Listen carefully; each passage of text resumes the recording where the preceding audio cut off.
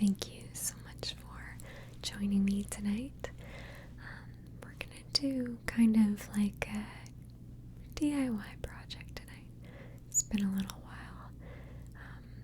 Lately, I've been watching a lot of live streams for both Pokemon TCG and Magic the Gathering.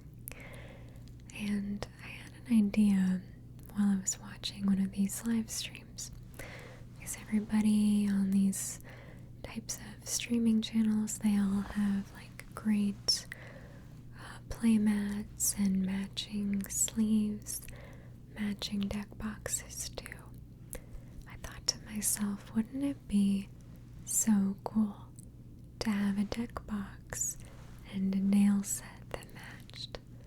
I've never really seen anybody do that. I'm sure they have, but ever since I thought of it, it's kind of been tickling my brain. That's what I call like when I get an idea for something I want to make, just like stuck in there. I just keep thinking about it all the time. So that's what we're gonna do today. We're gonna make a matching deck box and nail set. Thank you so much to Ultra Pro for sponsoring this video and for always being such fantastic, supportive friends of the channel. Really big fans of the whole crew over there. They are the best. Ultra Pro is my favorite one-stop shop for all of my tabletop gaming accessories, especially because they come in every color you could want, so it's super easy to customize your look. From dice to card sleeves, binders, dice rolling trays, and scrolls, they have everything you need.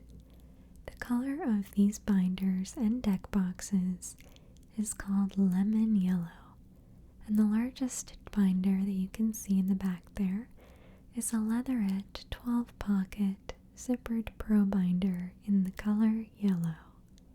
Using the affiliate link in the description helps to support this channel, and be sure to use code ALB for 5% off your order. When I see this sunny yellow, my brain immediately goes to like super 70s vibes, possibly like velvet paintings with that like neon yellow and like maybe an orange in there too. So that's totally what I want to go for with these companion pieces today. I want them to be super 70s, and I'm gonna try to make them actually look vintage, because I love vintage toys. It would be kind of cool to make a set of things that go together that look somewhat maybe like they could have come out of the 70s. So here's what you're gonna need today if you would like to do this at home as well. First thing that we'll need is some false nails. They're just made out of plastic. If you've never worked on false nails before, it's really fun, and it can be great, especially if you're just learning to do gel nails, because it's usually harder to paint directly on your own nails. But even though I've done gel nails for a long time, I like using these fake ones. It's really fun. I also have a bunch of different nail files. I'll need them in various different grits. Then I have some cotton pads and nail polish remover. This is for removing both dust from sanding and the stickiness of the gel polish. This is my little nail form. It's really just a model of a finger. This is so great for setting up the nails to work on, and you'll see in a moment. I've got this really fine tip nail detail brush that's from Madame Glam. And then time for polish. Today I'm going to be using both a base coat and top coat from Madame Glam, and then two different kind of neutral colors. This is how I get kind of the color of my nail bed. The peachy one is called Dove, and the pinkier one is called I Do. Those are both from Madame Glam. The white I'll be using is called Perfect White. Then I'm going to be using this yellow in Spicy Sahara from Nail Reserve, and this orange in Electric Orange. Nail Reserve used to be called Nail Addict, and the labels on my bottles reflect that. Then I've got this gray in Underground and brown in French Roast. I'm gonna mix these two together to create a custom color today with a little bit of white polish as well. And that's pretty much everything we need. Let's get started. Alright, so we've got our little false nail. I've already sanded and trimmed a couple in preparation, so it's easy for me to compare and match the size from there. Normally when I'm doing a nail set like this, I like to work kind of in stages. So I'll get out all of the different nails and match them in size to my own fingers. Then I'll trim them all with my little, I suppose these are like nail trimmers or possibly cuticle trimmers, but you can use them however you like. And today I'm going to try to make a sort of coffin shape for my nails. I really like that shape. I actually like square a lot too, but it doesn't look that great on my own fingers. So that's a shape I'm gonna have to, I guess, admire from afar for now. I'm also buffing the top of these false nails. This is just to remove that shiny top layer and create sort of like a buffed surface that is so much easier for the gel polish basically to stick onto. So if you work with false nails, I highly recommend doing that. I'm just using a little piece of tape to attach my nail, and now just using that nail polish remover to get rid of the dust from filing the nail into shape. I'm gonna start off by using my base coat. I've really found that using a base coat makes a difference in getting my color application to look decent. Once in a while I'll skip this step and I don't know, the polish doesn't look quite as nice. So it's debatable on whether you need a base coat. I do find that I like having the option at least. So now I'm basically going to achieve the accurate neutral color for these nails. I'm gonna do 2 layers of this peachy polish. This one's called Dove by Madame Glam. And then I'm gonna do 1 coat of the pinkier color called I Do. And this is just my own little way of achieving a color that is pretty close to my natural nail color. You don't necessarily have to use any color when doing a design like this. You could just do it on clear nails. I think that looks pretty good too. But I like doing this sort of a nude, neutral base. It kind of makes your fingers look longer somehow. I don't know. It's just a cool look. So, first things first on this nail design. I really want to do like a sort of pop art look. I get some really good kind of wavy swirls. And we have to start one color at a time, of course.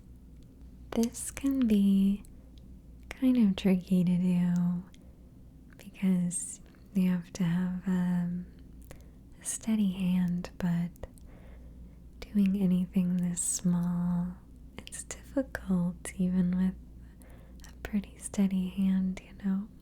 I'm trying to get these stripes as even as possible. I'm going in with this really, I don't want to say really neon, but it's depending on the lighting. This orange is anywhere between day glow color or like almost kind of like black light neon. It just sort of depends on the setting. But this color is really cool. It can be hard to find like true neon colors in nail polish, and this orange is super neon. This brown I mixed up with a little bit of gray and brown and a little bit of white polish. I actually used an old eye cream bottle, a little jar that I completely cleaned out and mixed the color in that. That way I could reseal it and put the lid back on and save it for later in case I wanted to do something else with it. I always save those kinds of bottles. Do you guys do that? Any like face cream that comes in a little jar? I always save them because they're so good for mixing paint. Usually those bottles and jars are pretty airtight, so you can mix a color and save it for another day. It is so good. So I always hold on to those jars. They're like worth their weight in gold, I swear. That and lids for takeout containers. I always hold on to those for paint. I guess old habits die hard. I'm using just the white polish here, and to create these daisies, I first just draw basically an X, then up the middle and across. This kind of makes sort of a star shape.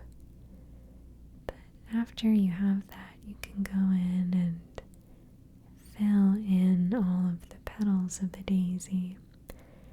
And it's so much better because you know that it will be roughly, give or take, a pretty even and neat looking daisy. If you go in and start painting the petals, it might not turn out quite as even. And for me, even sometimes, it doesn't turn out even doing my method, but it helps. So, if you are not super familiar with gel polish, I actually have an ASMR tutorial that is how to do gel polish from start to finish on your nails.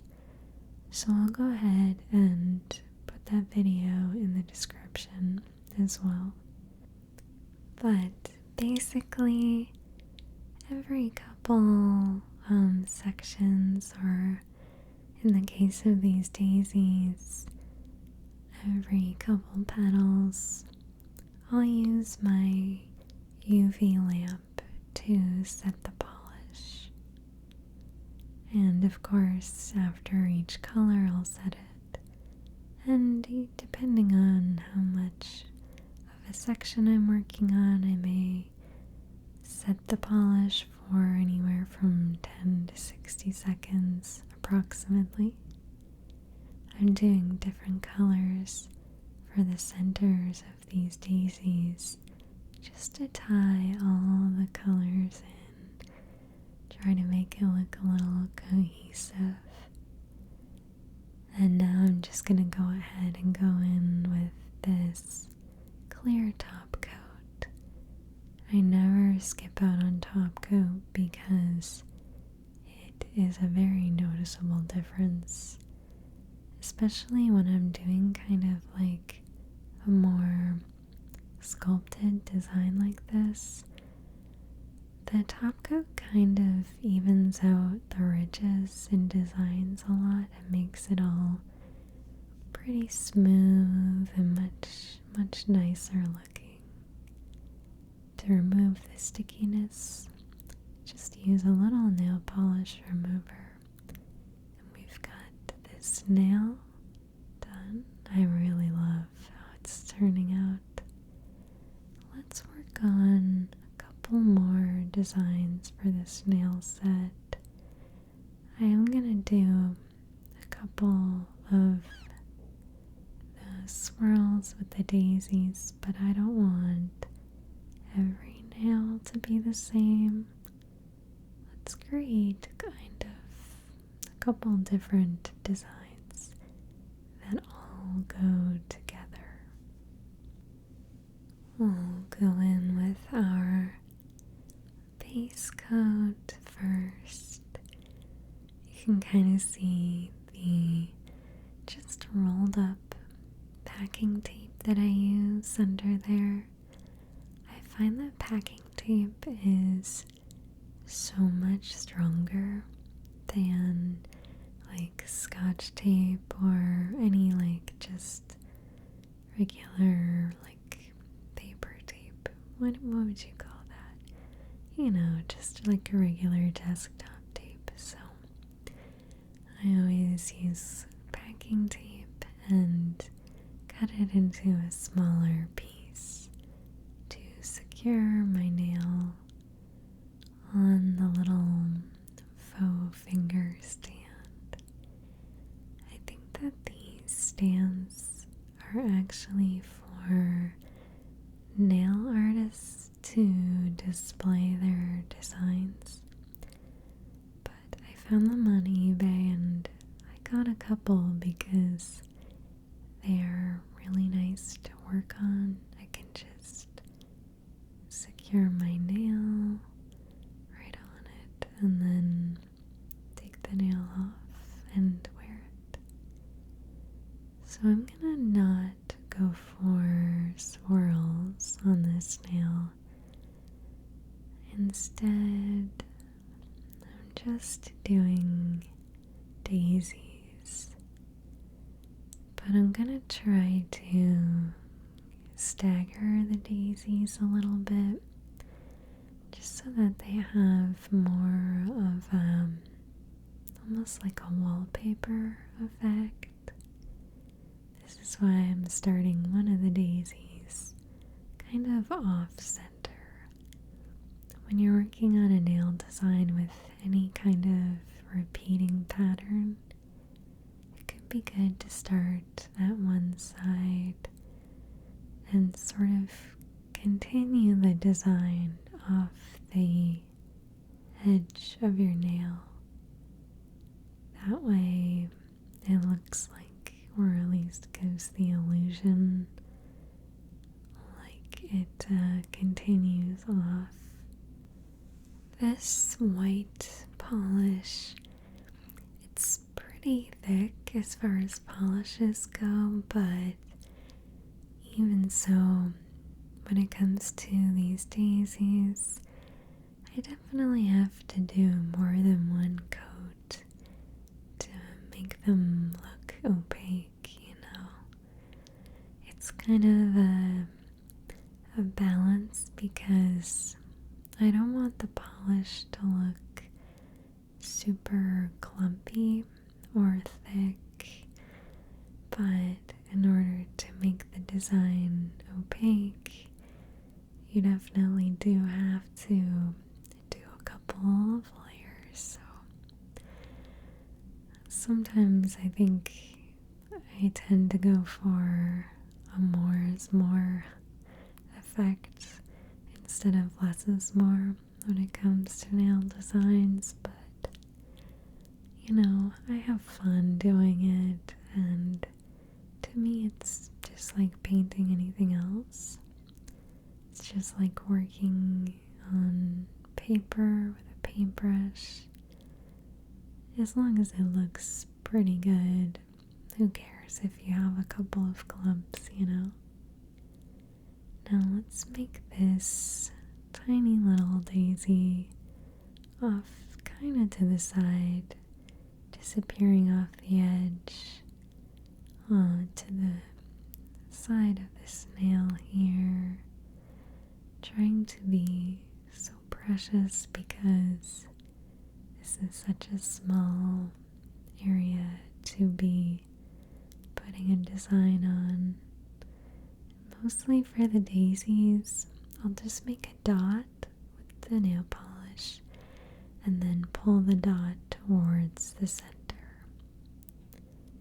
And I'm going to use this yellow polish for the small daisy center, just to give it kind of like a cute look. And then I'll use the day glow or kind of neon orange color in the larger daisies, just to tie it all together, keep that kind of summery theme going.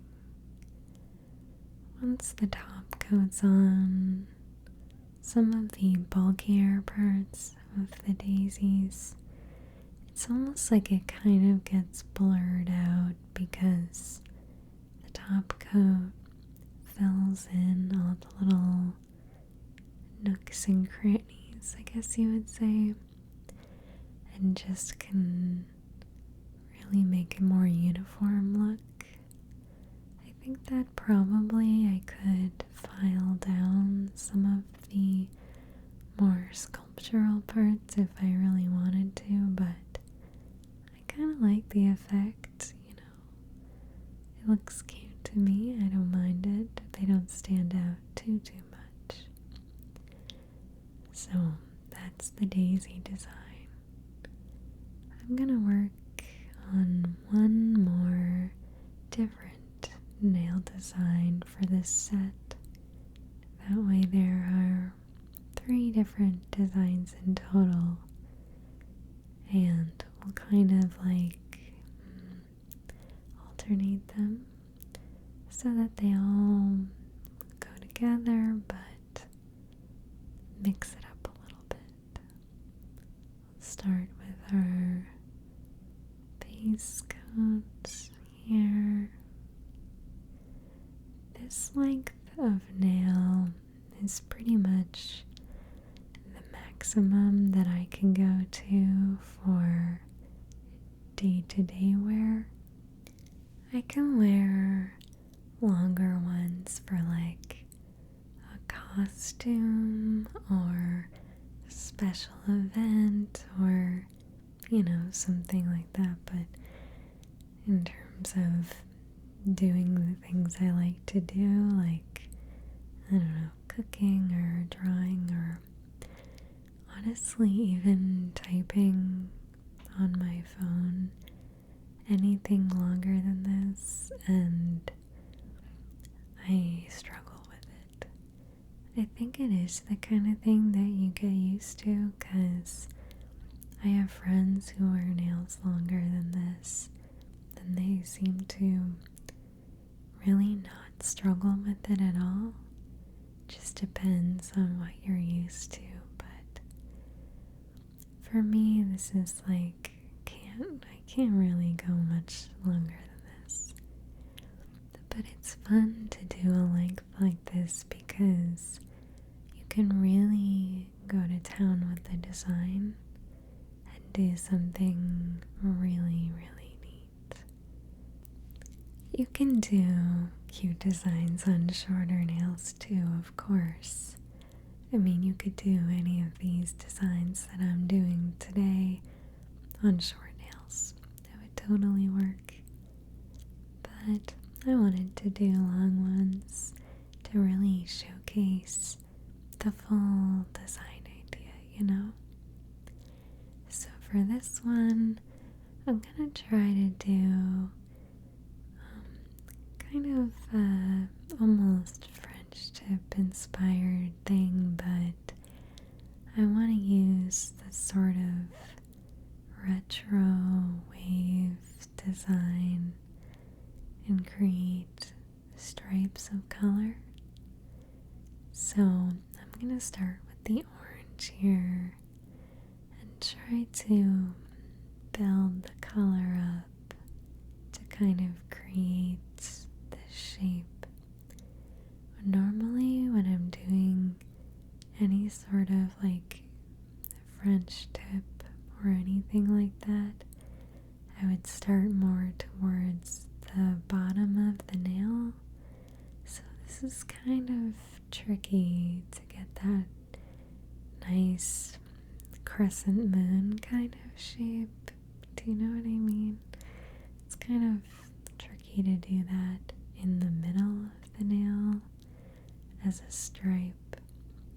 There is probably a smarter way to do this, but you know me, I tend to do things the hard way in order to figure out how to do it. So we're just gonna go right in with this orange. I have to do a couple layers to really get that nice consistent stripe of color, but it's so worth it for that neon orange, right? And the yellow will follow up here. I'm gonna try to follow that nice crisp line, but this is probably the trickiest of all of the nail designs, to be honest, at least for me.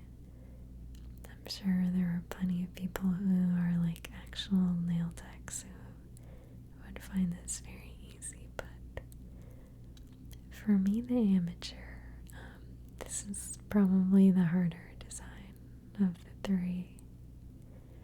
And lastly, I'm gonna use this like brownish color that I made and do the final stripe. I like this kind of darkest color right at the edge of the nail because it just really highlights the shape, and that sort of squared off tip there. It's quite a nice color combination. These are colors that I've been really into lately, actually. They are kind of the stereotypical 70s colors. Most of the time when you think of that time period, although they used tons of different colors at the time, a lot of the colors that come to mind are that sort of like shag carpet, oranges, and I don't know why, but I always think of like the plastic Tupperware containers that like I think all of my relatives had that were sort of like this. I don't know if it was a goldenrod or like a mustard, but in that color range.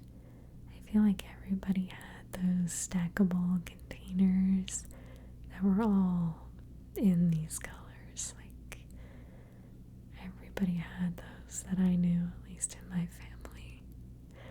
So I was pretty inspired by that. This nail, I also wanted to put a daisy on just to kind of tie it in with the rest of the nails. At first I wasn't sure, like, am I gonna put a daisy on this? I don't know, but I like how it looks with the daisy, just to make them all sort of matchy-matchy in their own way. Different, but, you know, complementary. That's what I am trying to go for.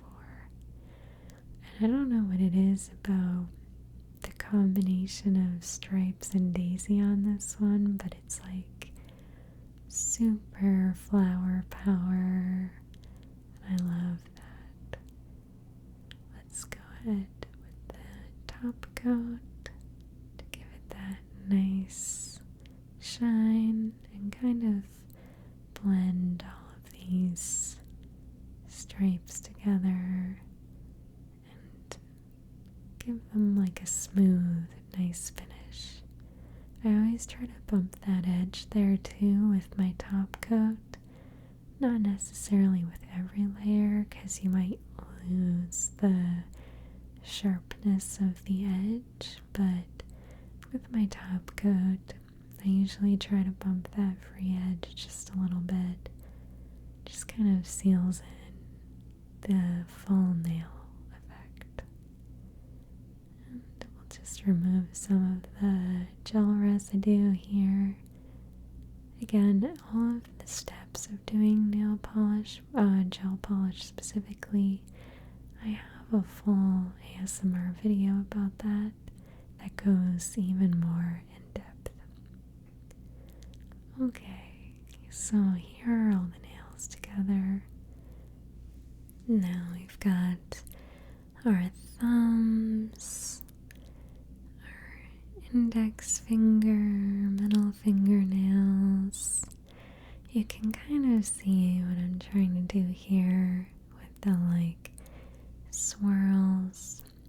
And then for the pinky nails, I decided to match that sort of stripy French tip, but not quite look the same that I did on the pointer fingernails.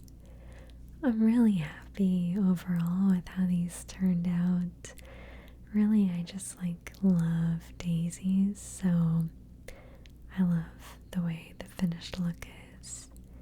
I think it's time for us to get started on our deck box. So right here we have the Satin Tower from Ultra Pro in lemon yellow. These deck boxes have a really cool, like, matte sort of texture. That's why they're called satin, I'm sure. It's like got a nice finish to it, and it's great for customizing in my experience. So I'm going to start by doing a quick pencil sketch on just one side of the box. I just need to get sort of my bearings here on where I want to start the stripes. It's a lot easier once you have kind of like a little starting place. Swirls and stripes can be tricky because you want them to look as consistent as possible, right? So I'm gonna try to move through this project at a slow, steady, consistent pace. The majority of the paint I'm using is acrylic paint, but a couple of these neon colors are actually acrylic washes just because that's what I happen to have on hand. And anyways, that dries with a waterproof or water resistant, whatever non-water soluble finish, basically. That's what I'm trying to say. So I've mixed this sort of like a creamy color. I decided to use that instead of painting with a yellow, since the box is already yellow, you know. And I'm trying to go along and do our first stripe. I kind of want the stripe to have a varying thickness, sort of, so you get that like kind of psychedelic vibe. Just not making it 100% consistent all the way around, but I'm still trying to get really smooth edges. The best way to do this is to use a little bit of water in your acrylic, not too much because it will be runny and you'll need a million layers, but you know, just dipping my brush in the water ever so often, just so that my brush is never like dry and I'm not getting any lumps. Here's my neon orange. Isn't that so bright? I love that kind of orange. Mixing a couple different ones to try to get the exact right orange, just like from our nails, you know? I want to try to match it. And I'm going to do my next stripe of color. This one, I'm gonna sit it right snug next to the cream stripe, but like the cream stripe, I want it to kind of have a sort of flow with varying thicknesses, and just to kind of create that sort of easy listening vibe. It's hard to describe, but I could totally see it in my head when I was thinking about the overall box and nail design, how I wanted them to go together. I've seen so much like pop art, and specifically like wall murals with these sort of patterns, and I always think they look so cool. I would love to maybe have a mural like this one day in a home, or maybe on a piece of furniture. That could be really cool. For now, I guess I can settle with a deck box though, and some nails to match. So now I'm going to try to create a brown. Browns can be tricky because really any brown would have green and blue and all kinds of colors in it. So I need to try to just sort of mess around with color to try to get the correct brown, especially like that 70s brown that was so popularized. There was sort of like a chocolate color that was really popular, but then also sort of like this pea soup color, which on its own does not always look that appetizing, but I feel like when it's next to neon colors, it always looks really cool to me, even though it's a color I wouldn't normally go out of my way for. That's sort of like, it's hard to describe. It's like a grass, but on a really hot day kind of color. But if you know what I'm talking about, you know it's like, it's an interesting color on its own. The brown I was using was looking a little bit too dark, and I didn't want the contrast to be so high as it was. So I've mixed this sort of more slightly pastel, lighter brown. Never be afraid to stop halfway through a project and reevaluate.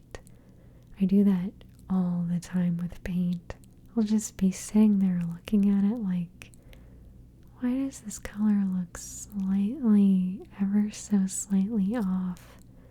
and then you just have to mix it more and get something better going, you know.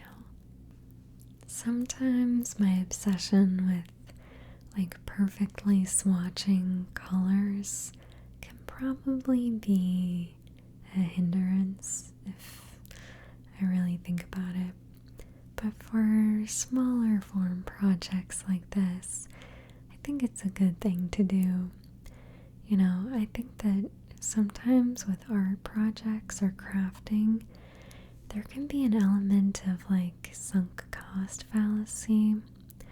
So that theory is about when you've put so much time into something that you'll just keep going with it instead of stopping and saving yourself time by changing or dropping it. I'm pretty sure that term has more weight as like a psychological term, but it can also apply to projects as well. And for me, when it comes to color, it can be like pushing through and continuing to use a color even though it looks a little bit wrong to me. There's no point. If you are thinking to yourself the color looks a little bit wrong, why not just stop and paint over it before you get even further along in the project, you know? At least this is what I tell myself in order to feel better about how obsessive I get with color matching. So I'm going ahead and covering this box in daisies. Little daisies, large daisies. I just want this to look like there's just daisies flying all over in the air. And I'm using orange for the center of all the daisies. I know on the nails we did both orange and yellow, but I just want to do orange for these ones. Now I'm using my Varathin High Gloss. This is technically a wood varnish, but I use it all the time for projects like this. It works great. This particular can I've had for a really long time, and it is a little bit aged, but I have been holding on to it because sometimes when you're trying to make a project look kind of vintage, it can help to have imperfect supplies at hand. It kind of adds to it. This particular can has a slightly yellow tone to it. I thought that that would add a really interesting quality to the overall finish. You can see how just from one coat, it's got that great shine. But in the finished product, I've got several coats of the Varathin High Gloss on, and I really think the finished effect is so worth the time because that shine is so nice on it. The reason I decided to go for the high gloss in this project is because the tower itself, the deck box, it has that really matte finish. You can see here the texture between the gloss and the matte is so different that it really makes the glossy parts pop.